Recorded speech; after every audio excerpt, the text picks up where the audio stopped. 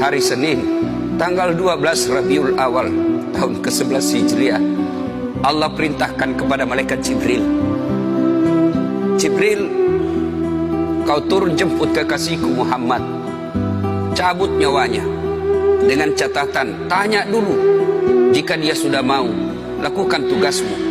Tapi jika belum mau, tunda tugasmu sampai dia mau. Panggil 3 malaikat menyertaimu, Mikail, Israel, Israfil. Turunlah malaikat.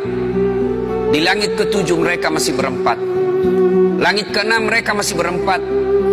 Sampai di langit pertama malaikat Jibril berkata, wahai malaikat pencabut nyawa, kau sajalah yang turun ke dunia. Saya tidak tega menemanimu dan melihat engkau mencabut rohnya Muhammad SAW. Lalu malaikat pencabut nyawa berkata, Jibril, kenapa kau tidak turun menyertai kami? Bukankah selama ini engkau yang menyertai Rasulullah? Bukankah selama ini engkau yang menemui Rasulullah? Kami tidak pernah menemui Rasulullah. Turunlah bersama kami. Jibril berkata, maafkan saya tidak betul-betul tidak mampu melihat engkau mencabut rohnya Rasulullah. Turunlah 4 malaikat ini. Lalu malaikat mengetuk pintu Rasulullah, ketuk rumah Rasulullah. Assalamualaikum warahmatullahi wabarakatuh ya Rasulullah.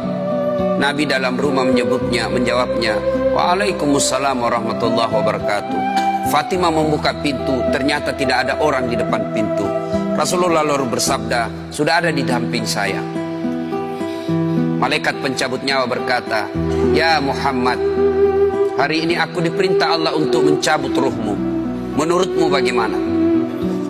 Rasulullah menjawabnya, wahai malaikat, 24 nabi dan rasul senior saya, 24 nabi dan rasul pendahulu saya, setelah mereka melaksanakan tugas, mereka pun menghadap kepada Allah.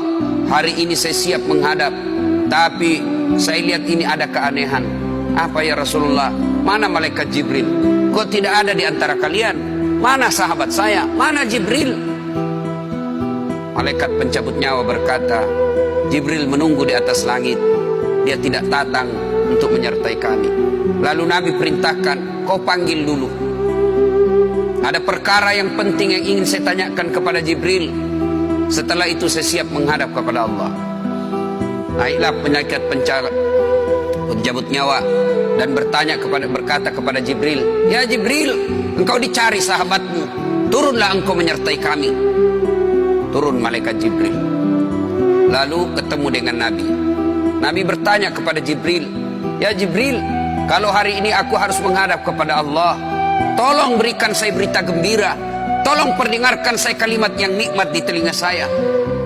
Lalu Jibril bersabda, ya Muhammad, saya dapat berita gembira dari Allah. Seluruh malaikat yang pernah Allah ciptakan antri untuk menyambut rohmu ya Muhammad. Apalagi ya Jibril, ya Muhammad, seluruh nabi 24 haram masuk surga sebelum engkau lebih dulu. Meskipun engkau nabi paling terakhir, tapi Allah memberikan garansi dan jaminan, haram seluruh nabi dan rasul masuk ke dalam surga sebelum engkau lebih dulu ya Muhammad.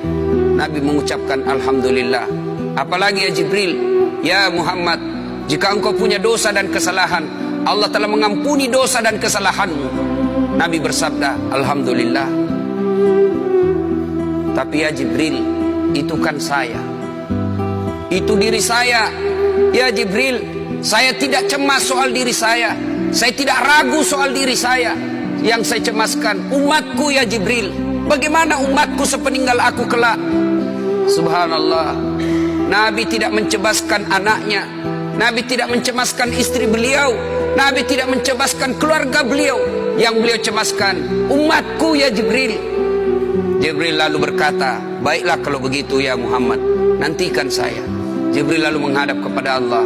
Selang beberapa saat muncul kembali dan berkata, ya Muhammad, aku telah mendapat berita gembira dari Allah.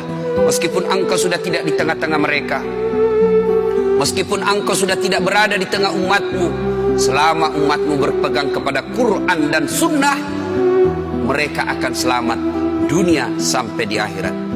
Mendengar ini Rasulullah lalu tersenyum, dan berkata, Alhamdulillah, segala puji bagi Allah.